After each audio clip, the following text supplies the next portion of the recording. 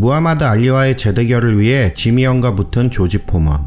하지만 만만하게 생각했던 지미 형에게서 알리의 악몽이 되살아나면서 포먼은 경기에서 지고 만다. 그렇게 전의를 상실한 그는 탈의실로 돌아오자마자 쓰러지고 마는데,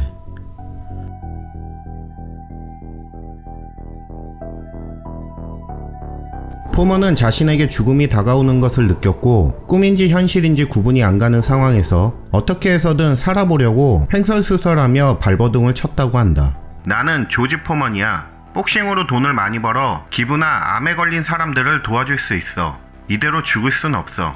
그때 그에게 들려온 목소리가 있었는데, 난 너의 돈을 원하지 않는다. 단지 너를 원할 뿐. 포먼은 이렇게 사신의 소리를 들었다고 한다. 그러고는 곧 예수님이 자신의 몸속에 들어온다면서 난리를 쳤고, 온갖 비명과 괴상한 소리를 들은 사람들이 탈의실에 갔을 때 포먼은 거의 빙의 상태에서 심장마비를 일으켰다고 한다. 그 후 기적적으로 살아난 포먼은 돌연 은퇴를 선언하고 종교에 심취하게 되는데, 신기한 것이 거칠고 무뚝뚝했던 성격에서 유머스럽고 활발한 사람으로 180도 바뀌게 된 것이다. 그의 말에 따르면 그때 사신에게 붙들려 지옥으로 끌려가던 중 예수님이 나타나서 그를 구해줬고 주님의 뜻에 따라 신자가 되었다고 한다. 포먼은 신자에 머무르지 않고 목사 자격증까지 따며 텍사스에서 목회 활동을 하게 된다. 그는 정말 예전과 달라졌는지 집안에 무하마드 알리에게 KO 당한 사진을 놓고는 신이 자신에게 자비를 내려준 걸 상기하기 위한 것이라며 그동안 그렇게 싫어했던 알리를 더 이상 미워하지 않고 사랑한다고까지 말했다. 사람들은 이런 글을 보며 모두 미쳤다고 말하는데, 심지어 포먼의 어머니까지 그를 요양소에 보내야 하는 게 아닌가 걱정했다고 한다. 하지만 포먼은 그런 사람들의 시선에도 아랑곳하지 않고 그동안 모은 막대한 재산을 기부와 전도하는 데에 쓰기 시작한다. 그렇게 10년이라는 세월이 흐르고 그간 꾸준한 목회 활동으로 인해 과거 포먼을 부정적으로 생각하던 사람들도 더 이상 예전의 폭군이 아닌 새 사람으로 바뀌었다 라고 인정하게 되면서 그는 성직자로서 존경과 사랑을 받게 된다.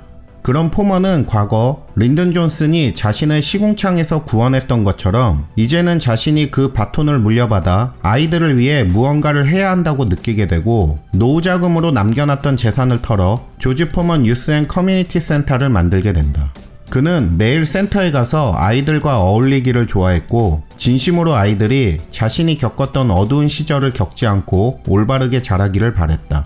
하지만 청소년 센터는 생각보다 많은 돈을 소비하게 만들었고, 포먼은 이를 유지하기 위해 물심양면 선교와 모금 활동에 매진하지만 운영에 있어 많은 어려움에 직면하게 된다. 이런 포먼을 보며 그를 지지하는 많은 이들이 발벗고 나섰지만 상황은 점점 더 어려워지게 되고, 포먼은 자신으로 인해 주변 사람들이 고생하는 모습을 보며 나에게 재력이 많았으면 이렇게 사람들에게 고생을 시키지 않았을 텐데 라며 미안함과 부끄러움을 느꼈다고 한다. 복싱을 그만두고 무욕을 벌인 그에게 더 이상 재산이 남아있지 않았던 것이었다. 결국 그는 은퇴한 지 10년 만에 복귀를 결심하게 되는데, 다시는 누군가에게 돈을 요구하지 않겠다. 내가 세계 챔피언이 되어 직접 돈을 벌고 말 것이다. 하지만 그의 나이는 한국 나이로 40세, 몸무게는 147kg. 과연 이런 꿈같은 일이 현실이 될지는. 이런 그의 복귀 소식이 전해지자 주변 사람들과 미디어는 무모한 도전이라며 수많은 악평을 쏟아낸다. 과거 유명했던 그였지만 10년이라는 세월은 그에게 바로 메인 매치의 기회를 주지 않았고, 포먼은 다른 복서들과 똑같이 밑바닥부터 차근히 승리를 쌓아 타이틀 매치의 기회를 얻어야만 했다. 1987년 캘리포니아 세크라멘토에서 복귀전을 치르는 조지 포먼. 링에 오른 그에게서는 예전에 느꼈던 위압감은 전혀 없었고, 대머리에 배가 나온 친근한 옆집 아저씨와 같은 모습에서 사람들은 걱정을 하게 되지만 포먼은 듣보잡 상대를 맞이하며 무난히 복귀전을 승리로 장식한다. 이후 19번의 경기에서 모두 승리를 하며 포먼은 차근차근 승률을 올리지만 대중의 평은 그리 좋지 않았다. 그가 상대한 선수들은 속칭 떡밥들로 포먼에게 KO 당하기 위해 링에 나온 약한 상대들이었다는 것. 이에 각종 매체들은 포먼을 비판하였으나 이는 역으로 그에 대한 관심을 끌어내게 되는 아이러니한 상황을 가져오게 된다. 이런 소식은 유명 프로모터인 밥 에럼에게까지 들어가게 되고, 포먼은 그에게 연락하여 자신을 프로모트 해주길 요청한다. 하지만 평소 포먼에 대한 안 좋은 인식이 있던 밥 에럼은 이를 거절하게 되는데, 이에 포먼은 무작정 그를 찾아갔고, 밥 에럼은 예전과 전혀 다른 똑똑하고 품위 있고 존중심이 넘치는 포먼의 모습을 보고 그를 믿어보기로 결정하게 된다. 그렇게 밥 에럼의 지원으로 조지 포먼은 1990년 9월 15일 위대한 백인의 희망이라 불리는 제리 쿠니와의 대결을 성사시키게 된다. 드디어 그동안 상대해왔던 듣보잡 선수가 아닌 이름 있는 선수와의 매치가 성립된 것이다.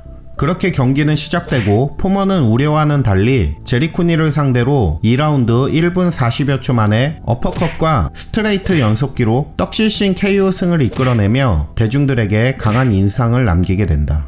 복귀한 포먼은 확실히 예전과 다른 모습을 보여주는데, 그의 펀치는 느려졌지만 이상하리만큼 적중도가 높았고 나이가 무색할 정도로 강력했으며, 경기력은 그간 여러 경험을 통해 여유가 생기면서 라운드 운영을 효과적으로 하는 영리함을 보였다. 또한 그로기 상태의 상대방에게 달려들어 끝장을 냈던 예전과는 달리 상대가 그로기 상태에 빠지면 조용히 코너로 물러서고 경기 중 마우스피스가 빠진 상대를 기다려주는 등 신사적인 모습을 보여주면서 대중들에게 점점 인기가 오르기 시작했다. 그렇게 차근차근 커리어를 쌓은 포먼은 드디어 당시 헤비급 챔피언인 에반더 홀리필드와의 타이틀 매치를 갖게 된다.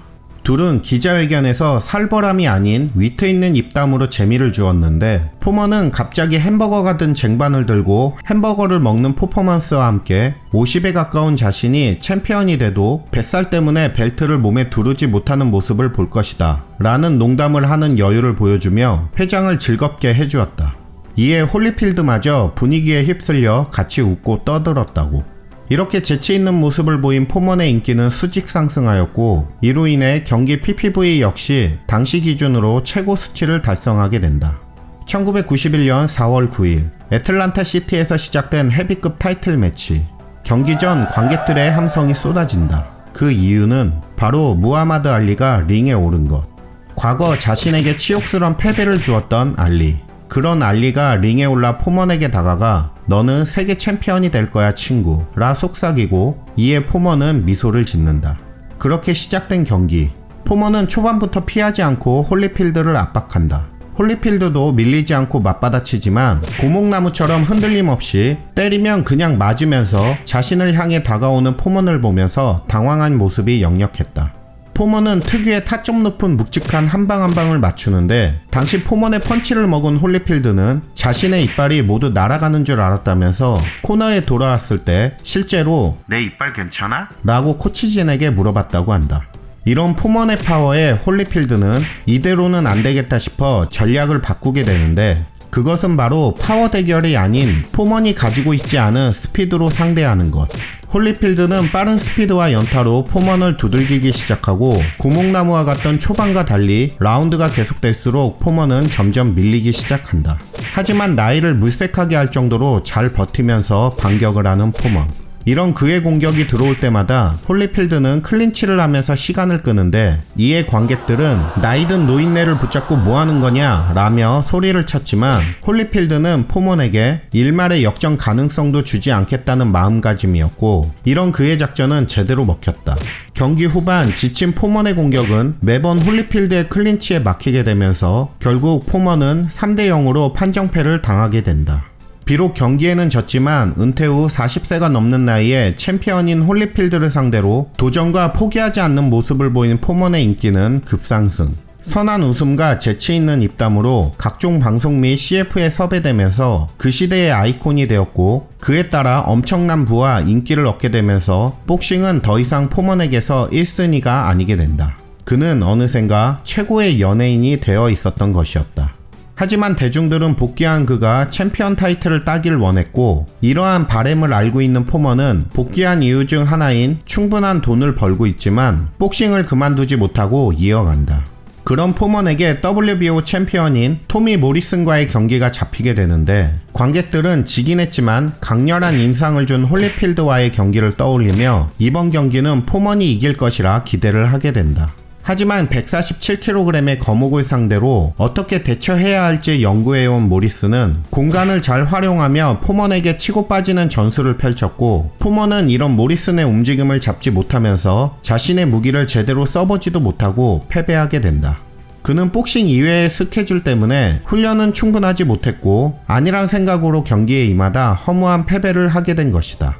그 후 포먼은 한동안 목장에서 시간을 보내게 되는데, 마이클 무어러, 미들급, 라이트 헤비급, 그리고 포먼을 이긴 홀리필드를 잡고 헤비급까지 제패한 무패 최강 복서. 무어러는 챔피언이 되자 돈을 벌길 원했고 그 방법으로 최고의 연예인이자 복서인 포먼과 붙는 것을 선택한다.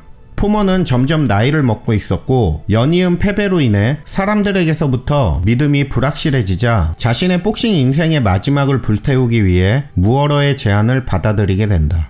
이런 포먼의 결정에 주변 사람들은 홀리필드처럼 활발하고 빠른 사람도 그를 잡지 못했다. 게다가 무어러는 왼손잡이인데 네가 그를 건들 수나 있겠냐? 라며 걱정을 했지만 포먼은 어떻게든 버텨서 경기 후반이 되어 무어러가 지치면 그때 KO 시킬 것이다 라고 답하면서 묵묵히 도끼질을 했다고 한다.